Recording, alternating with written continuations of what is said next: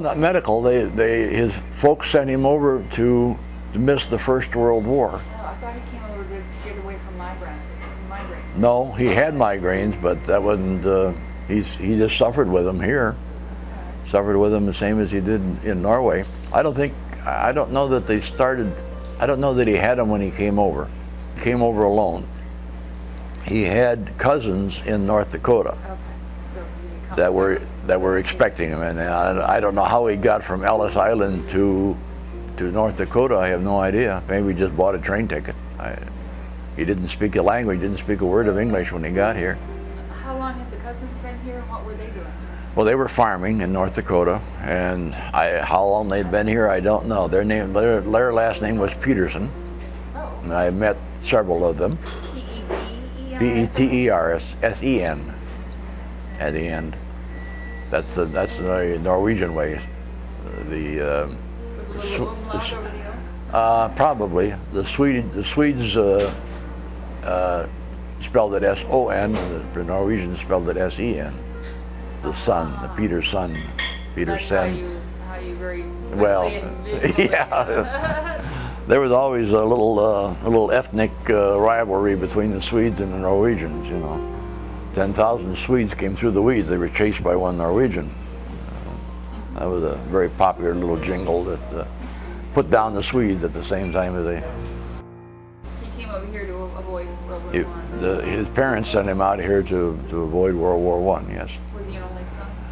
No, I don't think so. No, he had at least. His mother was a widow. Her original name was. I've forgotten. You've got the genealogy. You could find it. Arnoldson, something like that, and then she remarried a Swedish man that came across the Swedish border or Norwegian border looking for work. His name was Bjurstrom, B-J-U-R-S-T-R-O-M, and that was my dad's name when he came to America. His cousins in North Dakota convinced him that the American population wouldn't know how to spell B-J-U-R, so they talked him into shortening his name to Strom, which is what we've been going by, what your name was before you married, and so forth. It adds character, doesn't it? Yeah. There's lots of Stroms, but very few Bjurstroms. Yeah. But done is done, you know. He did it for honorable reasons, and you can't fault him for it. So.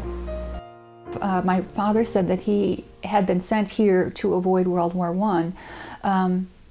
Actually, Norway was neutral during World War I and would have remained neutral during World War II had it not been for the fact that the Germans invaded them and took them over. Ironically enough, he was sent over to avoid the war that didn't happen in Norway, but never went back. During the months that I spent enmeshed in my family history, I learned quite a bit about my family, but also about immigrants in the United States, and in particular about the Norwegians. Because my father had so little to say about the Norwegians, I had to spend some time finding out about Norwegian immigration to the United States. And I found out some interesting things. In particular, the Norwegians began to immigrate to the United States for economic reasons. Norway had an increasing population and a lack of farmland that was usable or fertile with which to feed them. So a lot of the Norwegians came over here seeking, for economic reasons, seeking farmland basically, or a way to make a living. They came in not through Ellis Island, but through Quebec. Where they would steam down or take a rail to Lake Michigan and steam across Lake Michigan into the upper Midwest. Most of the Norwegian immigrants moved to the upper Midwest, Wisconsin and Illinois primarily. In fact, today, in parts of Wisconsin and Illinois and the upper Midwest, a quarter of the white population counts themselves as having Norwegian ancestry. In North Dakota, the number is as high as a third of the white population being able to claim Norwegian ancestry. It is not surprising that I didn't find Ellis Island records for my grandfather, because Quebec became the port of choice and not Ellis Island in New York for Norwegian immigrants. It was primarily due to economic reasons again. The Norwegians were selling lumber to the Canadians, and therefore they would send the lumber and the immigrants over in one ship, and then the Norwegians would, as I said before, come south into the United States.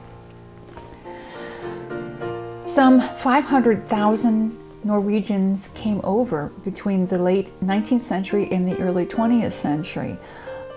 They were the second largest contributing nation of immigrants to the United States after the Irish.